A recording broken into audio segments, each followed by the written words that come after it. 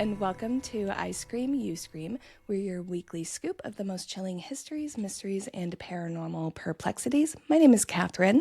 I'm Gina. And it's a new month. Happy April. This month, we are telling stories that have to do with aliens. We are very excited. This is highly requested, and we are very excited about it. We've been waiting for this topic. And the flavor is something green, very specific for you. We'll talk about what we have here in a little bit.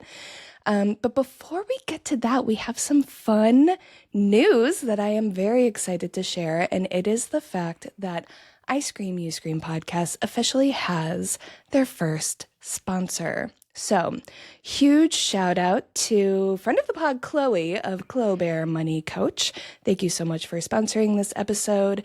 If you're interested in getting started with investing, but it feels overwhelming, visit getlazynow.com. Link is in the description. So yeah, grab a spoon and let's dig in. I'm so excited to hear what you're eating. Well, you shouldn't be because it's a very boring. I decided to phone it in again this month. So you're all going to be shocked to learn that I am eating the lime strip of my rainbow sherbet. But hey, no waste. No waste. I'm doing real hard. I promise I'm not going to propose orange for next month. But I will say I did want to zhuzh it up, and I am using my Halloween sprinkles. So I've got, Ooh, nice. And I specifically plucked out the ones that made it most alien-y. So I've got lime sherbet with black and green sprinkles of my black, green, purple, white, and orange mix. So I tried. Nice. I did kind of try in my lack of effort. Dude, you spent time separating sprinkles to be on them. That's definitely effort. You get 20 gold stars for that. I would not have the patience. What are you eating? I made matcha ice cream. Oh my God, I'm over here plucking out sprinkles and you actually made matcha ice cream. We are not the same. You are just a glorious person. I've always wanted to try matcha ice cream, and now I have it, and I get to eat it, and I'm so excited. Have you tried any yet, or is this the first bite? I had like a little spoonful when I was churning it, but I haven't like properly had a bowl since it's set. So I'm going to try it. Yay. Oh, it's so matcha-y. I saw it on your face. That's it was so like, good. ooh. I saw your face do the, matcha. Really? I wish I was a matcha girly. It just looks so pretty. I just don't. It's not my thing. It's not. It does taste like grass. It tastes like eating dirt. It's an acquired taste. I remember the first time I got it with you. The first time I ever tried it was with you. Mm-hmm. It's the day you learned about my food ordering voice. And that was rough. I wanted to like it so bad. I gave it another sip just in case, and I was just like, ooh, I'm not like an earthy flavor kind of girl. Like that's not. If I'm eating something of the earth, I like a citrus or something with like. I need that like zip, you know. Then matcha is not for you. Not it. It just tastes like it came straight from the ground. Yeah, your food ordering voice is one of my favorite things in the whole world. I love how we still talk. I notice it every time now, and I cannot stop. So the story goes. I was like, we have to tell it. I feel weird being the one telling it. I would be honored to tell it. So it was back when Kathryn and I worked in the same office, and it was like over our lunch break one day, we decided to go through the Starbucks drive-thru and like get some drinks or something.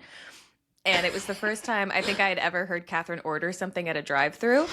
So, like, she and I were having a conversation. I can't remember what we were talking about. It was probably matcha. And the person comes, like, through the microphone asking what we would like to order. And Kathryn goes from talking normally to me, faces the window, and then goes, "Hi, I would like to order hazelnut Americano." In the highest voice. The highest pitched voice. I am being a little hyperbolic there. You didn't sound like that. But it was honestly, it's okay. So I think funny. I do. Like, I get real mousy. And then I think it was like I turned back to you to confirm what you wanted, and I was like, "What do you want?" Yeah, that's what it was. Matcha. Was that the same day that the breakfast sandwich that you ordered fell on the floor before you could eat it? Was it? It may have been. If so, that was dark. I literally just sat on the floor and tried not to cry. I think that may have been that same day. I forgot about that. I repressed that. Yeah, that was a dark day. That was a dark day. That's okay. We've moved on. Yeah, we're fine. Everything's fine. What else do you have for me? I have some fun news, actually, that I think Tell will me. cheer us up after revisiting that dark, dark day. I have 3 pieces of exciting animal news. I love your animal news. Okay, so the first one is that a group of ladybugs is called a loveliness. Show your beautiful mouth. Are you fucking kidding me? It's called a loveliness of ladybugs. Stop. Is that not the cutest thing you've ever heard in your life? I'm literally going to cry. What? A loveliness of ladybugs? That sounds like a children's poem. It's so beautiful, isn't it? And it just makes sense. It's like how business of ferrets just makes sense. Murder of Crows is everyone's Murder favorite. of Crows. Yeah, that's Perfect. Yeah, yes. that's such a good. Wait, Murder of Crows and Loveliness of Ladybugs is like the Scorpio Libra of like the animal grouping kingdom. I do appreciate love that. I'm writing that children's book in my head, A Loveliness of Ladybugs. Nobody steal that. I swear to cute. God. I will be so mad. Intellectual property. You heard it here Copyright. first. Copyright. TM. Catherine, icecreamesgroupon@gmail.com. Wait, I did not do that. It just came out. I was like, wow, we've got a long title. Okay, I'm sorry. What's item 2? You said you had 3. I discovered a cute new animal that I had never heard about Okay. before. Are you sending me a picture? Oh, yeah. I'm sending you Okay. 2 pictures. Okay. It's called a Japanese dwarf flying squirrel. Stop. And, oh, you're going to love it. Okay, I'm texting it to you now. God, that's cute. Isn't it so cute? It looks like if a snowball was an animal. And then it like spreads its little wings and it's actually Yeah. very small. It just looks like a snowball because its wings are so wingy. It's so cute. Man, I don't know if I just missed you extra lots, but I found a way to find this side or like connect the side by side to us. This top puffball picture of me is me, and that bottom flying one is you. Why?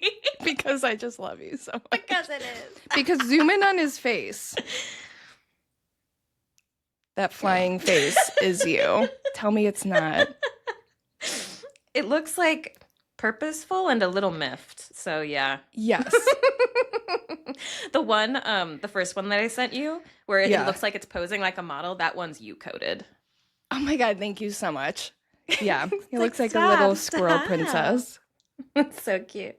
Okay, my last piece of animal news is, do you remember a million years ago, I'm pretty sure it was on the podcast, we were talking about how cute baby toucans are? I can't see them in my head, but I feel like I remember this conversation. okay. I'll look it up real quick. Oh yeah, yes, okay, I do remember this conversation now because they do look a little fake because their bills are so big. Yes. Yes. They're adorable. So Yes. the zoo that my mom works at has 2 toucans, a male and a female, and they've been exhibiting mating behaviors. And recently they laid an egg. So we're going to have baby No. toucans. Wait, that's so cute. Isn't that so exciting? Your mom's gonna like actually see one. Yeah, she is. It's really, really exciting. So yeah, that's my threefold animal news. I love that one in particular because that is one of the birds where like you never see the baby. I feel that way about flamingos and pigeons too. Yeah. Pigeons is a big one, and I actually learned something from the Merriam-Webster dictionary social media. If you don't follow them, you should follow them because whoever runs that social media account is the best social media manager ever in the world. But I think it was Merriam-Webster. It was either them or Britannica. But the reason you never see a baby pigeon is because of all the birds, they take the longest time to be ready to leave the nest. So by the time they're ready to leave the nest, they're fully grown, essentially. They're like physically fully Really? grown. Yeah. So that's why you never see them. Okay. Yeah. Because I think about that every time I'm in the city. Because there's always pigeons everywhere, and I always Everywhere. wonder where their babies are. And you're like, that's where's so your interesting. nest? Yeah, they're so good at like hiding their nests, and their babies don't leave until they're like, yeah, fully developed. Wow. All right. So Well, that's today why. I learned pigeons are like super supportive parents. Good for them. Yeah. Yeah. See, we're all full of bird news here on highscreen at gmail.com. Anyway, what do you have for me today? I'm very excited. Oh my God. Okay. So originally I had planned to do this episode in the second half of Alien Month because I wanted to start with like a more traditional alien story. Oh, okay. But then I started doing like some light reading about this topic just to familiarize myself with it. And I fell headfirst into a rabbit hole, and I've become completely consumed by this story and everything that happens around it. So I'm going to attempt to tell you within one episode about that one time an alien supposedly lived at the Pentagon for 3 years. Sweet. And that alien's name is Valiant Thor. I saw Valiant Thor on the spreadsheet, and I did do a quick Google search because I was like, I've never heard of this. Yeah, so I was like, that seems like a children's story about a god. So it's like I need to make sure she knows what topic we're doing. I think you may have just had a little bit of a psychic moment, and that's all I'm going to say for now. Okay, so sorry. Start telling you. Oh no, don't apologize because we will definitely get into it.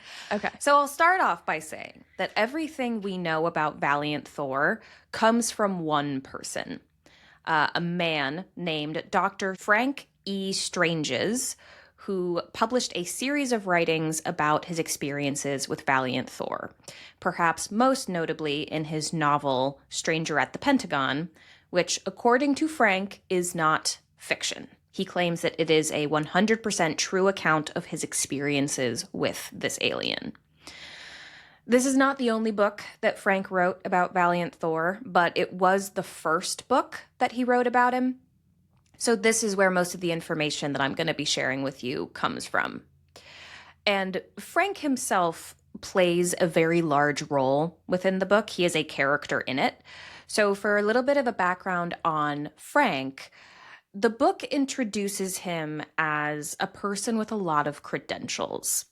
It says he has multiple PhDs in criminology, psychology, philosophy, and theology, alongside being the president of the International Theological Seminary of California.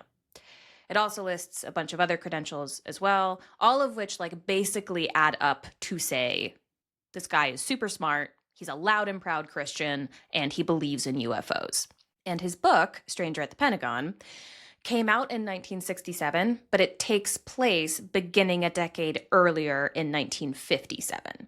And the narrative of the book stretches over like a number of years after that. So before we talk about what happens in the book, I want to just real quick touch on what was going on around the book, because a lot happens in the 50s and 60s historical context-wise.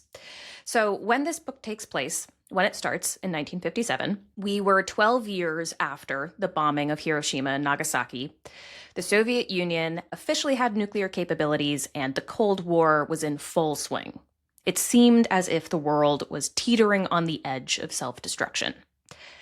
And that is the environment in which we start to see a really interesting cultural phenomenon emerge. People started coming forward and claiming to have been contacted by aliens from outer space, often Venus or Mars, but they weren't like scary aliens.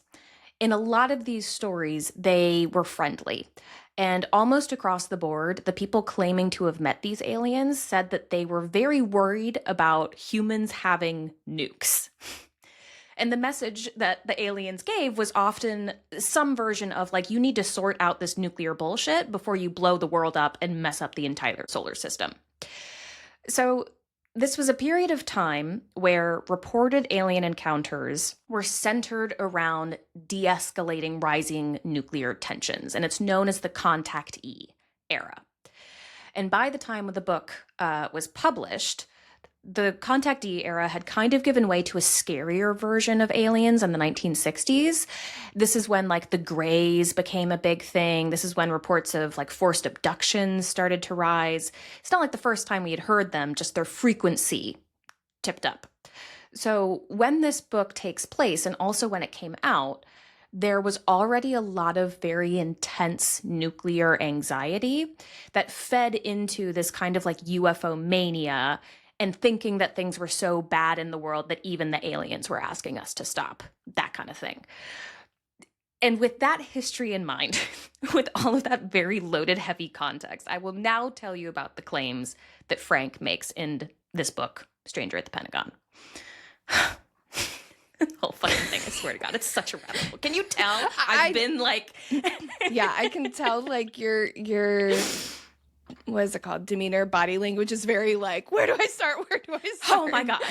Yeah. There's so many elements to this. Like, just bear with me. It all started on a rainy day in 1932. Beautiful. So far, so good. Just kidding. It was March 1957.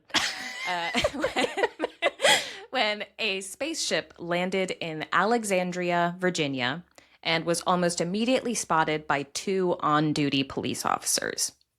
Oh. The door to the spaceship opened, and the police watched as a figure emerged from within. He was described as a wildly handsome, 6-foot-tall, human-looking man with brown hair and brown eyes, wearing a silvery gold spacesuit. The officers raised their weapons at him, but the alien looked at them, and both police officers suddenly and simultaneously realized that he meant no harm and that he needed to talk to their president, like take me to your leader type stuff. Mm-hmm. And we would later come to learn that this alien, who, spoiler, was Valiant Thor, he can project his thoughts into people's heads, and that's what he had done here. So when they were pointing the weapon at him, he basically sent them a mental thing of like, don't worry, I'm not like going to mess with you. I don't mean any harm. I just casually want to talk to the president, whatever. So the officers lowered their weapons and they asked him for his name. And the alien said that they wouldn't understand his real name, but that they could call him Valiant Thor, or Val for short. The officers put him in their car and took the 20-minute drive to Washington, D.C., and after some back and forth about what to do with him, Val was passed from security post to security post, and then he wound up at the Pentagon, where he was passed up the chain, until eventually he wound up face to face with President Eisenhower. Eisenhower asked where Val came from, and Val replied, quote, "I come from the planet your Bible calls the morning and evening star, aka Venus." Oh. Yes, very beautiful way to say that he's from Venus. Yeah, I kind of love that. Yeah, it's nice. And Eisenhower very reasonably asked for proof of this. So Val invited the president to come see his spaceship as evidence that he really was from outer space. And Eisenhower was like, I would love to, but it doesn't really work that way because I'm the president and I can't just go like traipsing around towards an alien spacecraft. There's like protocol we have to follow. But let's get to know each other a little bit better and we'll see what happens.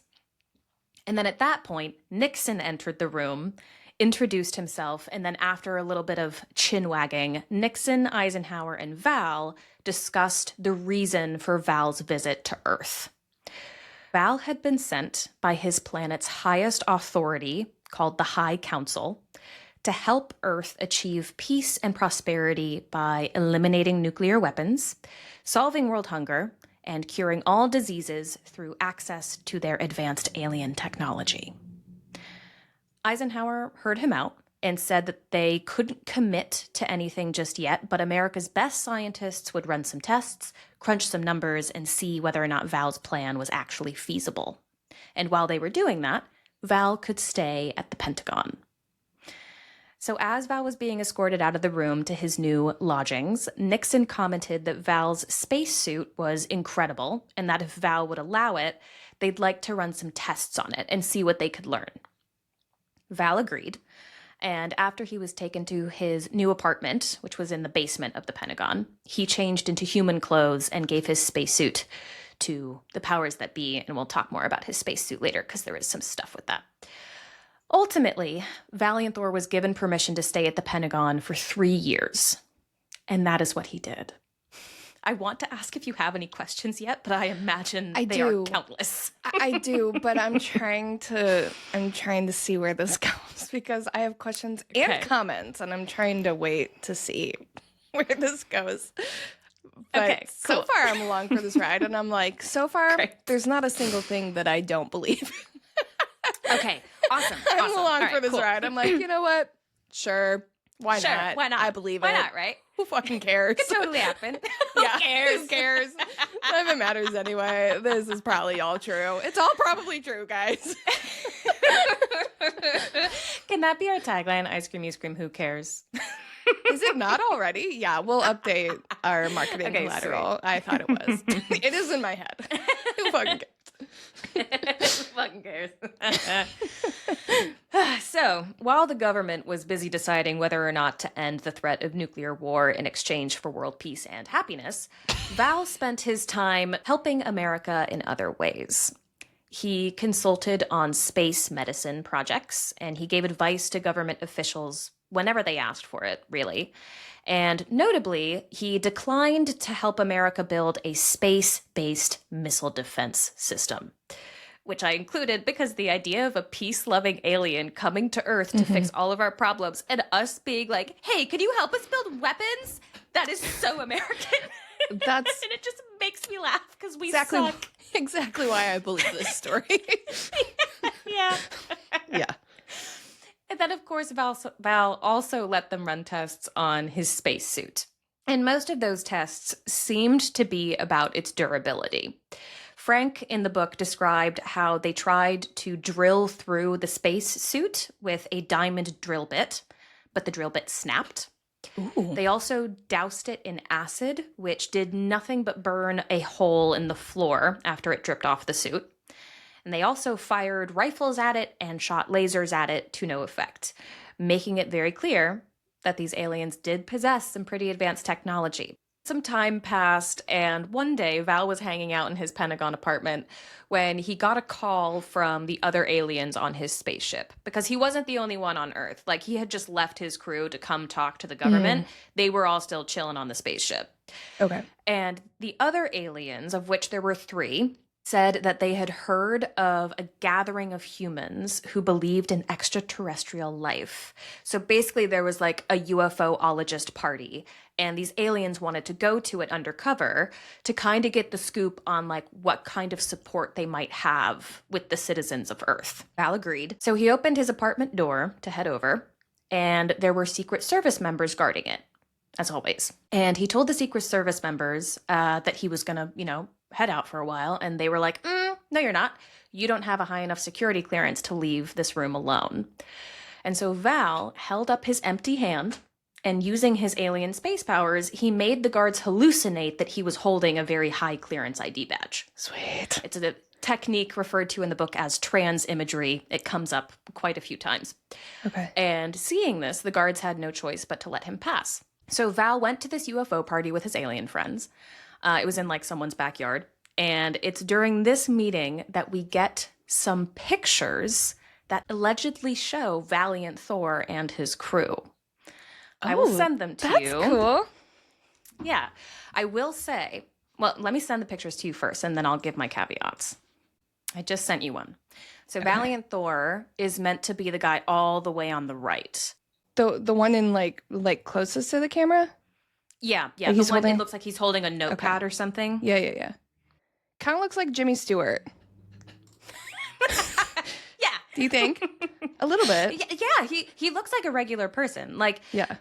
All these pictures really honestly show is like just some very pretty people at a garden party wearing era-appropriate clothing. So they could be pictures of anyone up to and including Jimmy Stewart.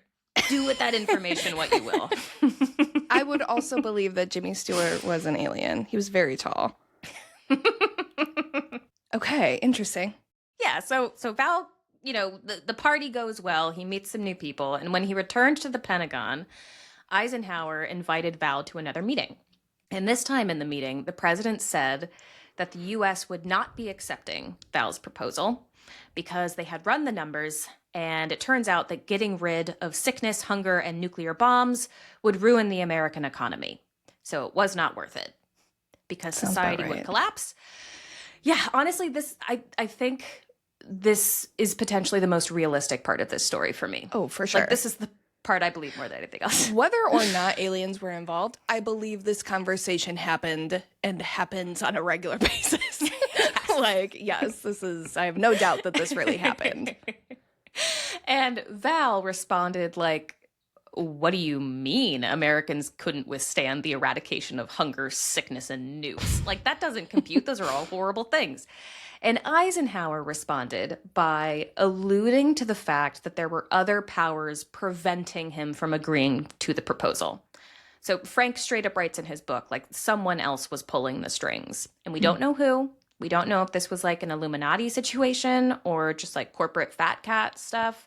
No matter what, Val's plan was a no-go, at least from the American government's perspective. But Eisenhower made it clear that Val was still welcome to stay at the Pentagon. So Val wasn't happy about this decision, obviously. He wanted them to accept his proposal, but he did stay. And he decided that if he wasn't going to get government support on his mission, he could at least get grassroots support.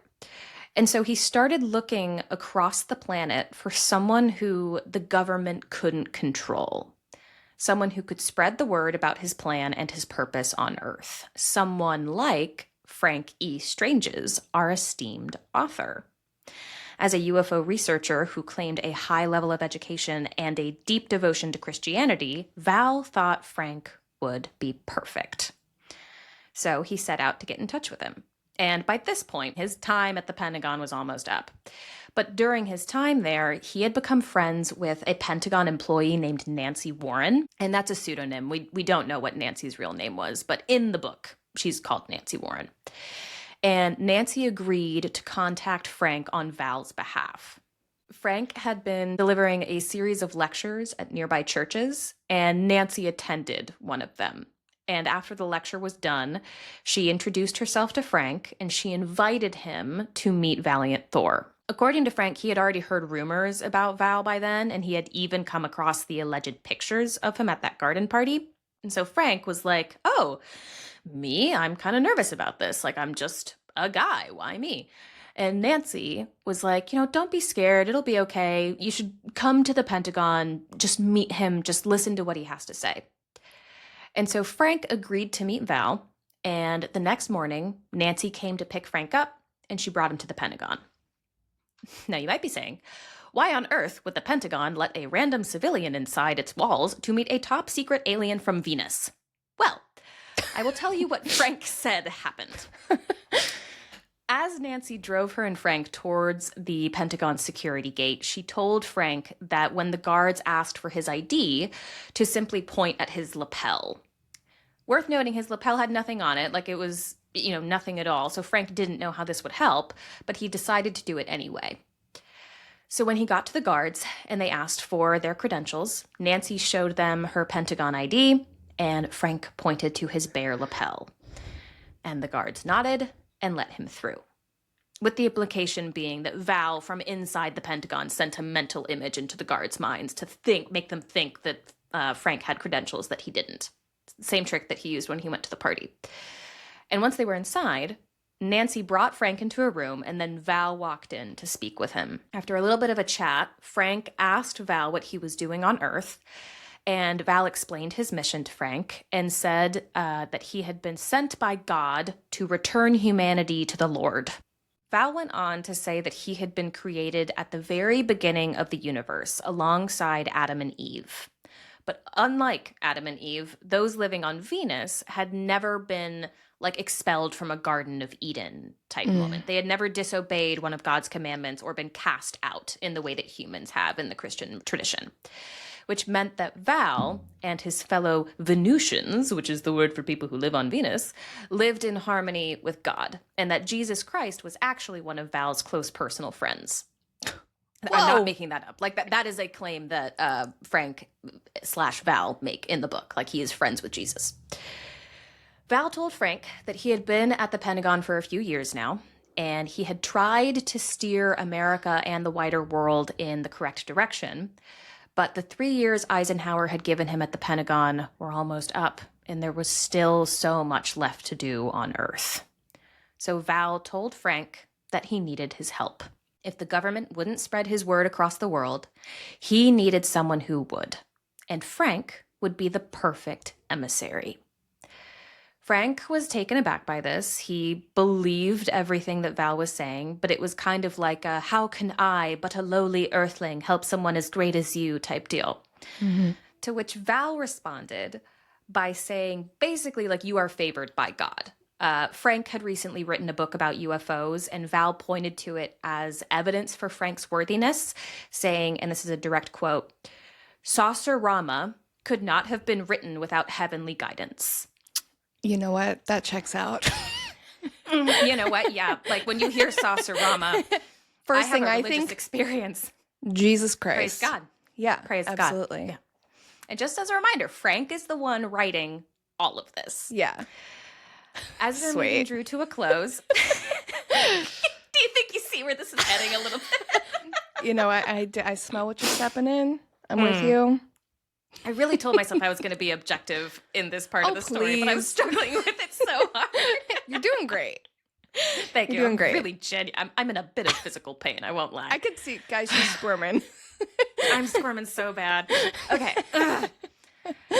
As their meeting drew to a close, Frank agreed to help Val and asked when he would see him again, to which Val simply replied, "when the time is right."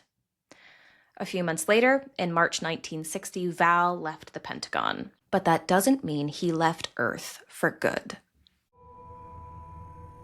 You know what scares me even more than ghosts? My bank account, and especially saving for retirement. If you feel the same way about your own retirement savings, fret not, little spoons, because we've got something to save you from yourselves. Our friend of the pod, Chloe, aka Chloe Bear Money Coach, and founder of the Lazy Investors course, is teaching women how to build wealth without turning into a finance bro. If investing feels confusing, overwhelming, or just downright terrifying, download Chloe's free investing guide at getlazynow.com. It walks you through how to build wealth the lazy way, which I can personally attest to because I've been using her services for many years, and you all know how lazy I like to be. Effort, gross, hate it. If you hate it too, visit getlazynow.com to grab the free investing guide from Chloe Bear Money Coach. That's getlazynow.com. So about a year after their initial meeting, Frank was driving along in his car one day when suddenly Val appeared out of nowhere in the back seat, because Val can also teleport. Sweet. And this startled Frank, understandably, because what the hell? But once he had kind of calmed down a little bit, they got to talking, and they just had like small talk. They talked about Frank's family, what he had been up to, just like chit-chatting. And after a while, Val just disappeared. This happened multiple times over the next few years. Frank would be somewhere and Val would just like rock up suddenly out of nowhere. And over time, over the course of their conversations, Val eventually started sharing more about himself and also more about his people. He shared that on his home planet, Venus, they all lived underground. And Val said that this was very common on planets across the universe. And actually, humans are a little bit weird for living above ground, which I love. He also shared that his people had actually been watching Earth for a while and apparently had first visited our planet over 6,000 years ago. Oh. But only after performing a protection ritual called the Ring of Fire. Because according to Val and his people, the Earth is under the influence of Satan. So they did this ceremony called the Ring of Fire, where they would basically pray to God for protection before visiting Earth, including saying the Lord's Prayer on Venus. Do with that what you will. Makes sense. And each time Val's makes sense. Each time Val visited Frank, their conversations ended mostly the same way, with Val insisting that Frank simply must publish more books. So Frank obeyed and kept trying to spread the word, and apparently this put Frank into considerable danger. According to Frank, his friendship with Val resulted in multiple attempts on Frank's life, including a poisoning attempt while at a conference in West Germany. Oh my. Frank was being interviewed by representatives of an Italian magazine. I think it was like a UFO magazine. Over a light lunch, Frank ordered some rather bland tomato soup.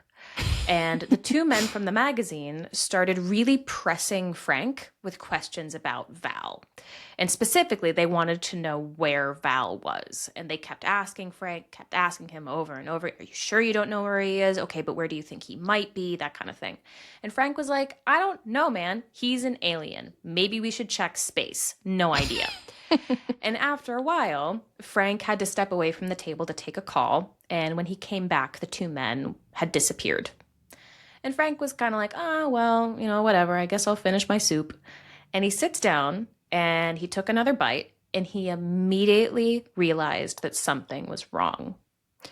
He wrote, quote, I tasted a gritty substance that burned like fire all the way down to my stomach. Ew. Ugh. Yuck. I know. Isn't that horrifying? Oh my God. That makes me sad. I agree. Yeah, me too. In the soup. In the soup? In the goddamn soup.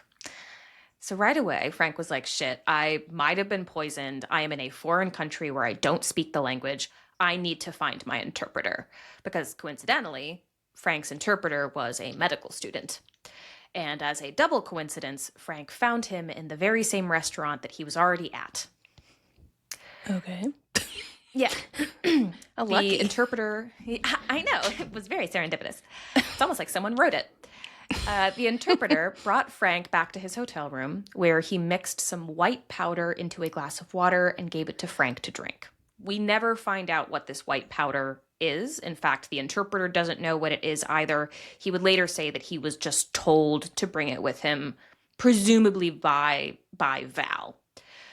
So anyway, Frank drinks this water and he quickly passes out. He later woke up in his hotel room to the sound of a phone ringing.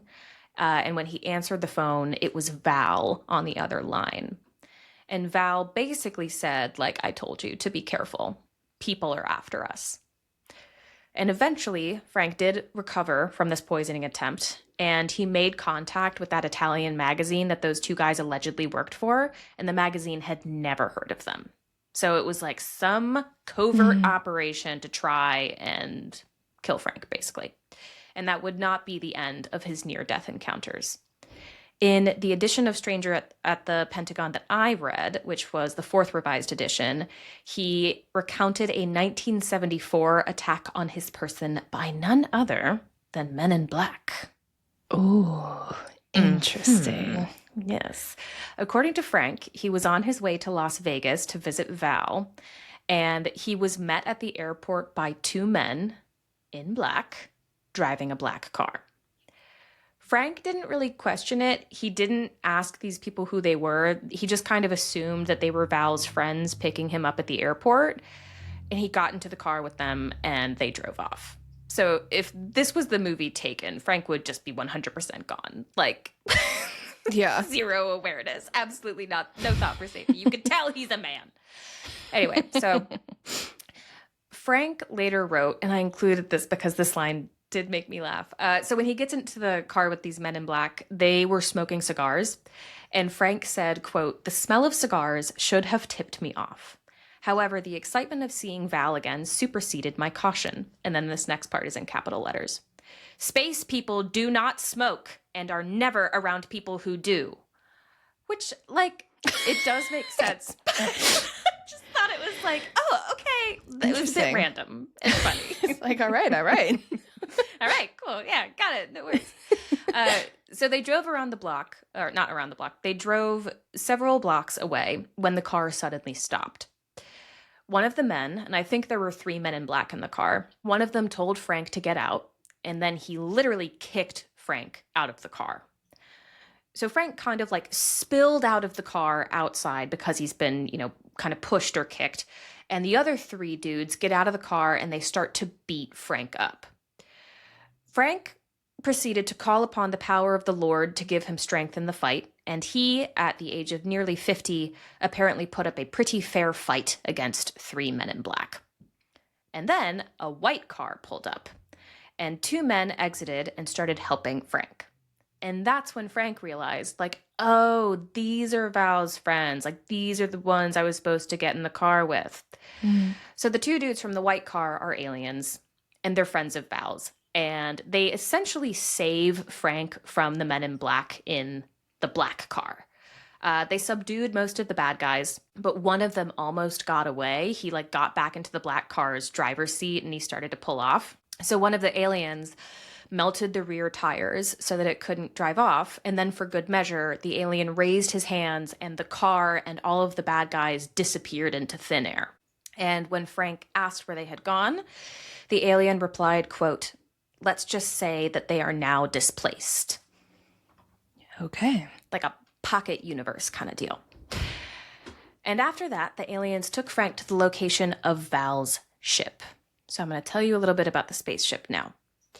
It was 300 feet in diameter, which is 91 meters, 3 stories high, and it had a force field around it that rendered it invisible. Once Frank was inside, he noticed that the interior of the spaceship was interesting as well, because inside there were no sharp corners, no right angles, but there were also no visible light fixtures. Everything kind of had like a soft, organic curve to it, and everything also had a very slight glow about it. So rather than having like light bulbs in the ceiling to light everything up, everything was already a little bit lit up. So the interior was lit like very much from what was within it, if that makes sense. Mm-hmm. Frank was taken to the ship's medical bay because he was injured from the fight. And he noted that there were no drugs in the medical bay. There were only natural remedies in there. And also a, quote, very powerful laser-type sun gun attached to the ceiling, pointing down at like kind of a memory foam examination table. Like it wasn't like a stainless steel table that people talk about sometimes in abduction stories. It was kind of like a big, like warm plastic memory foam thing. I pictured it nice. as like, like a heated water mattress is what I pictured. Ooh, I want that.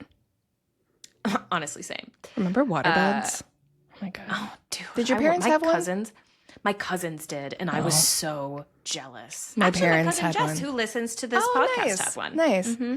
Yeah, my parents had one, and boy, oh boy, was that fun to jump on. I believe it. That was so good. I wanted one so. Does anyone still have one? I haven't seen one of those in years. I don't know. Probably not, because I cannot imagine that's like good for your back. I don't think it is. No, my back hurts on a regular bed. I don't feel like it would be supportive enough. Yeah, I don't think it is. I don't know. I could be wrong, but I don't think so. Anyway, Jess, tell us if you icecreamscreampod@gmail.com. I'm kidding. Just text me. Do you miss your waterbed? How's your back? How's your back doing? Okay, yeah. So Frank lays down on this healing waterbed, and he immediately falls asleep, just like we would. Nice. And he woke up feeling like $1,000,000, like he was completely healed. After which Val visited Frank and told him, quote, "It would behoove every honest UFO researcher and investigator to be warned that the men in black were in the business of destroying and discrediting good on the face of this planet. Their threat is truly real." So there's a lot more that happens in Stranger at the Pentagon that we could talk about, and over the course of Frank's other books as well. But I've already been talking about it for an hour, and we need to move on at some point. So as a reminder, everything I have told you up until this point comes only from Frank. He is the only source for all of it. And as you can imagine, the UFO community has some pretty split opinions on the whole Valiant Thor thing. Is he real? What's the whole thing made up? If he is real, is Frank being honest about their experiences together? And I will say, millions of people do believe everything that Frank said. And millions of people don't, for a lot of reasons. One of them is people get really suspicious about how much Christian theming there is in this story. Not only because people think it's unlikely that aliens have the exact same religious system as one you could find on Earth, but also because some think that the story Frank tells about him and Valiant Thor sounds, and this is going to sound harsh, but it sounds like a sci-fi themed Bible fan fiction that Frank wrote himself into. Because like the parallels between Val and Jesus are obviously there. Like they're both direct creations of God put on the earth to deliver salvation to humanity. Both of them are rejected and ostracized by human powers that they appeal to. And so they both turn to the masses for help spreading their message. It's like the Jesus story. And even Nancy from way back at the beginning, the one who introduces Frank to Val, is kind of narratively similar to like an archangel, like in the same way that an angel appears. Yeah, in the same way that an angel appears to Mary before she meets God and tells her to not be afraid. Nancy basically does the same thing with Frank. And then Frank, is left largely alone on the earth, barring a few miraculous interventions from Val, to spread the word of a powerful being that lives in the sky, which is like very biblical disciple coded. So a lot of people think that what the story of Valiant Thor actually is it's just Frank's elaborate fantasy where he casts himself as the chosen disciple of alien Jesus. Like he's writing himself into a Bible narrative where he can be a hero, basically. Yeah, that checks out. Yeah. And then there are also those who refuse to believe him because, like I've said, he's the only source for this story, and he made a lot of money by telling it. There has never been any corroboration from a credible government source, military official, or declassified document. It's all just Frank. And because of that, the credibility of this story relies on the credibility of the person telling it. And Frank's credibility has been called into question a lot over the years. Like I mentioned at the beginning, Frank introduces himself in his work as having multiple PhDs, including ones in psychology and philosophy from Faith Theological Seminary in Fort Lauderdale. I could not find any evidence that that school offers PhDs in either of those fields. I will give the tiniest benefit of a doubt that maybe they did at some point, but he also claimed that he got a PhD in criminology from the National Institute of Criminology in Washington, D.C., and I couldn't find any evidence that that place even exists. I did find the National Institute of Justice, which, fine, maybe it changed its name at some point, but even that place doesn't offer PhDs, and I can't find any record that they ever did. And none of the international institutions that Frank claimed to have attended have him listed in their alumni registries. So his title of doctor appears to be a lie. There is no evidence that he ever held a PhD in any field. Interesting. Okay. He also claimed to be the president of the International Theological Seminary of California, which is true. But what he doesn't mention is that that place was a diploma mill. For $25, anyone could enroll at the school and they would receive a doctorate in divinity. It's kind of like how... Oh, that's good to know. I know. I just got my anniversary email the other day. I did too. Yeah. I meant to text you How many about years is it? 6. 6 years being ordained? Yeah. Yeah. It was like that. But way, way, way more bad because it was illegal. What Frank did was super illegal. And he wound up doing time for it. He only did a few months of time, but he was found guilty of running a diploma mill. Then I didn't know that there's Frank's And then there's Frank's relationship with NICAP. In the early 60s, before Stranger at the Pentagon came out, Frank was doing a talk at a UFO conference where he claimed to be a chief investigator for the National Investigations Committee on Aerial Phenomena, aka NICAP, which was basically a private UFO research organization. Their website still exists. It's super 90s. I'll add it to the show notes. It's very love fun. It. Yeah, me too. And Frank was a member of NICAP. He had purchased a membership, but he definitely was not an investigator. He was lying.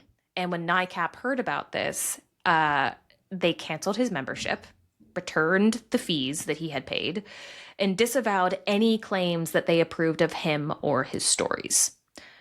So even the hardcore alien/UFO believers at the time kicked him to the curb, and that was before the Valiant Thor stuff even came out.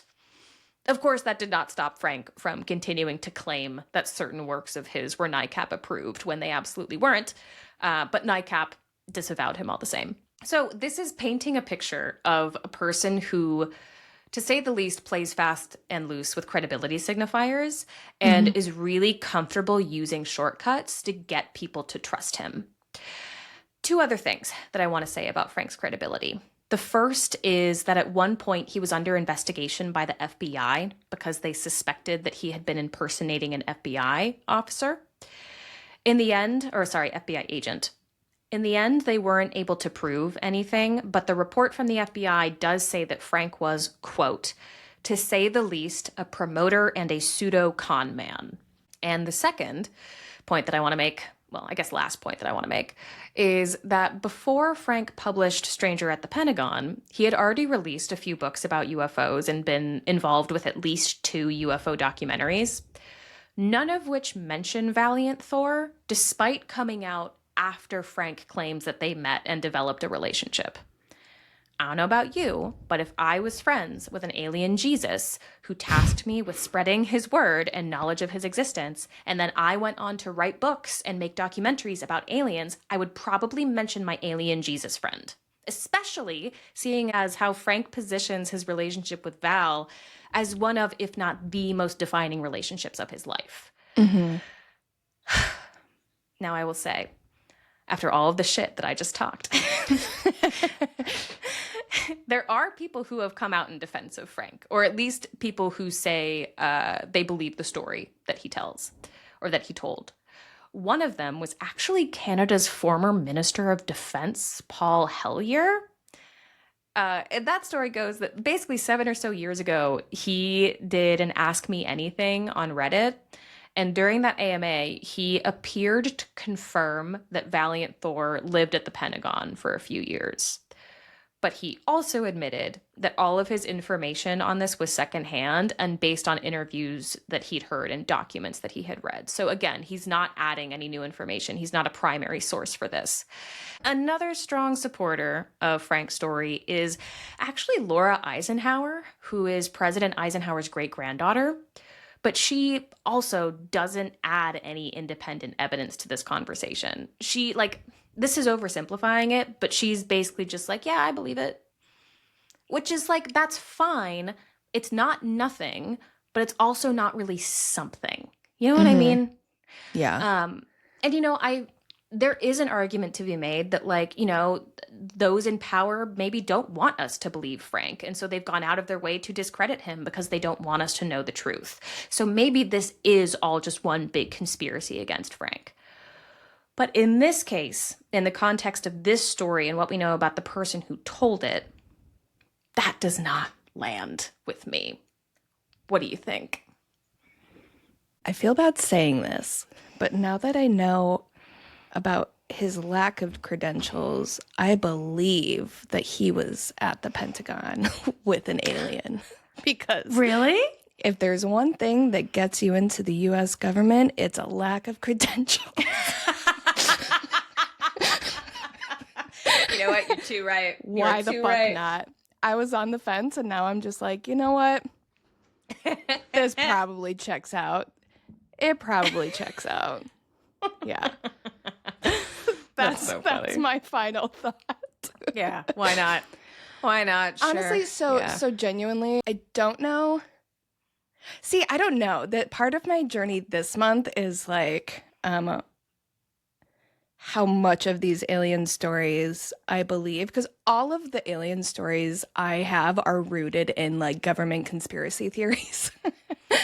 So I'm like, weirder things are happening at the Pentagon. So why the fuck not? It's not going to change anything if I just believe this story. Why not? Yeah. That's where I am with it. Do I think that Jesus is hanging out in Venus? No, because I'm pretty sure, isn't Venus well, it doesn't matter because he's an alien. I was going to say, isn't it not inhabitable? But they're aliens. Mm-hmm. So I do believe in aliens, but I don't know if I believe in the weird guy in suit version of aliens. But more on that later this month. This is a journey I'm on this month. Yeah. I don't disbelieve this entirely. I think that there are pieces of this story that are true, and there are pieces of it that I'm just like, nah, not for me. Yeah. Yeah, Yeah. I agree. I believe in aliens, and I was a little bit sad to discover that I don't believe in this. And I don't believe what Frank is saying. This Because feels, yeah. Sorry, go ahead. at first, when I first heard about like Valiant Thor, I listened to it on a podcast. I think it was just Oh, nice. Conspiracy Theories might be the podcast's name. And I totally believed it at first because I was like, yeah, hell yeah, there could be an alien at the Pentagon and none of us know. Hell yeah, man. And then I started researching what the actual story was. And I read the actual book and I looked up Frank's actual alleged credentials. And I was like, okay, parts of this could be true, but I don't believe the man telling the story. So therefore, I don't believe the story. Like, if somebody else came forward and said, like, actually, yeah, there was like these things that I saw, or here are some documents that might hint at XYZ, I would be more open-minded. But I feel like this was one massive con, personally. I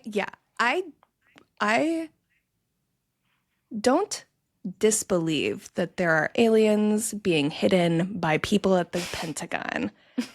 I don't necessarily believe that Valiant Thor is one of them. Yeah. Because, like, at the end of the day, I'm going to head into my outro here. Frank made his living from book sales and speaking engagements. So whether or not Valiant Thor really did exist, it was in Frank's best personal interest to say whatever he needed to say in order to make money. And I will not trust someone who is in that position. At the end of the day, Frank made his living by telling this story for over 50 years until he passed away of natural causes in 2008. So whatever Frank was doing, whether or not his story was true, it clearly worked because he told a story that has long outlasted him. But if Frank was and is to be believed, Val still makes regular visits to Earth, and there remain quite a few undercover aliens living among us to this day. Sweet. Sick. Yeah. So that's it. That's Valiant Thor. That's nice. Where I've been living in hell for the last I was gonna say, are you okay? You like I am now. Well, thank you for sharing that story. I'm sorry that you had to live in that rabbit hole. Because you're not like a conspiracy theory kind of like live in that headspace type of person. Like, I can usually pick things up and put things down real easy. This was not one of them. You're not like fall down a conspiracy rabbit hole and like live there and like yeah. And I really, if we all feel we have the mental fortitude, I do recommend reading the book because there is so much in there that I did not have spaced. This could have easily been a 3-part episode. And so much of it too, I think, is in the way that Frank writes the book. Like, you know that thing where someone is lying so they add like too specific detail? I was going to ask about that because some of these stories, even the ones you shared, were like so specific. Even just the pointing at the lapel, I don't know why that felt so specific to me. Interesting that you point that one out because people often point to that anecdote as evidence that Frank was lying because multiple times throughout his career, he changed that detail of the story. Okay. So in the version that I read, it was lapel. He at some points would say that he like showed his like empty hand, like Val did, and Val like projected something on there. In other versions of his story, he'll like open his suit jacket as if there's like something like an ID badge hanging on the inside, and it completely depends on when he's telling the story and who he's telling it to. And so people point at that as like he's making this shit up, like this didn't really happen.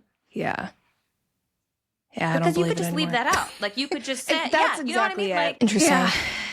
Okay. Well, there you go. Our first alien episode. What a doozy. Yeah. My God. I know. I'm so sorry. And also, I'm so relieved I don't have to know all of that alone anymore. Not that I was that's a lot. Know, but yeah, that's a big one. Do you have a scary on top for me? I do. I got a message from one of our Instagram followers detailing their experience staying at the Stanley Hotel. Oh my God. Yes. Yay. Okay, cool. Yes. So they were listening to the episode, I think like either on their way to the hotel or, coming back from, but they had commented saying that it was like the perfect episode to listen around their trip to the Stanley. So I asked her to send information after she stayed there, and she responded. This message is from Kelsey. It says, long messages ahead, LOL, which it's not that long, so we're good. And even if they are long, feel free to send us whatever you have. Okay, so it says, we stayed last night at the Stanley Hotel and we checked out this morning. A little backstory is that we live about 2.5 hours from Estes and go to the mountains often. As soon as we checked in, my husband felt a heavy and kind of nauseous feeling. He is a believer in paranormal activity, so we instantly connected it to that versus altitude sickness. I surprised my husband with this stay, and he at first didn't want to stay here because we had our kids with us and he didn't want to see anything or experience anything paranormal, which I totally get, but I'm also like, start them young, man. That's fine. Coincidentally, we stayed in room 215. There are ghost tours happening all the time, and my husband got to sit in on one outside our room, and they said that Elizabeth Wilson is the one who took care of 217, 215, 219, and 213. She was the housekeeper that did have the gas explosion and went through the floor of 217, but she did live and continued to work there up until her death at 91, which I did not know she worked there that long. That's a very long time. So they dedicated room 321 to her. We also watched Ghost Adventures prior to coming, and they dedicated 428 to the Cowboy Attic, 401 to the Lord Dunraven Suite, and 413 as the Haberdasher Suite.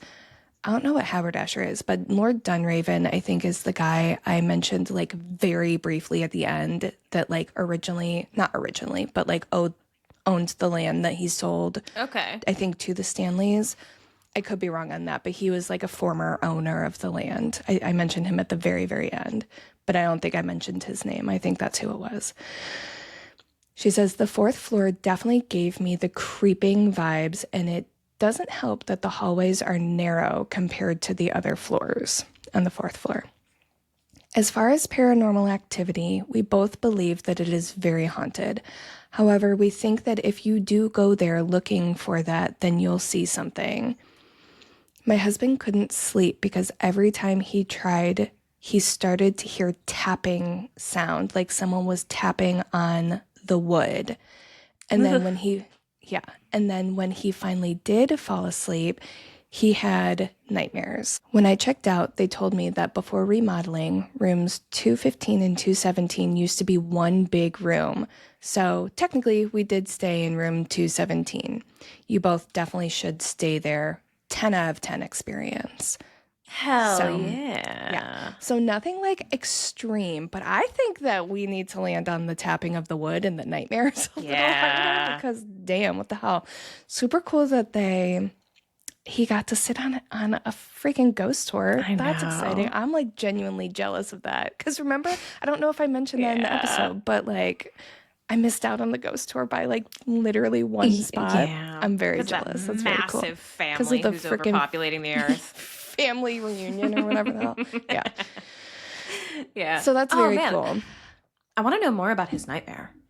I know, me too. Kelsey, if he's comfortable sharing, please let us know what nightmares he had. It may have been one of those, you have a nightmare and it wasn't a good dream, but like can't remember exactly what it was. But yeah, I love all the detail in the room and just the fact that like she felt that weird creeping vibe, throughout the hotel. Because like you can definitely feel that the moment you walk in, but it's hard to explain unless you're there, because it could easily be altitude sickness. But it's like when you're there and you're looking for something spooky, it's like, man, it really feels like more than that. It's hard to explain unless you experience. It's just one of those places. So really cool to have someone to confirm that who actually stayed the whole night. We have to go. We have to go there together. And on the way, so I'm envisioning like a little mini road trip where we drive there. And on the way there, let's stop somewhere where we'll like for sure get altitude sickness. And then we'll ride that out. And then we'll go to the Stanley and see. Yeah. Oh, that's a good idea. Get it out of our system. Just get it's like it a out. chickenpox party. Yeah, a box party. Okay. Yeah. Smart. All right. Well, if any of you out there have been to the Stanley, had a ghost experience, experienced altitude sickness, let us know. iscreamyouscreampod@gmail.com.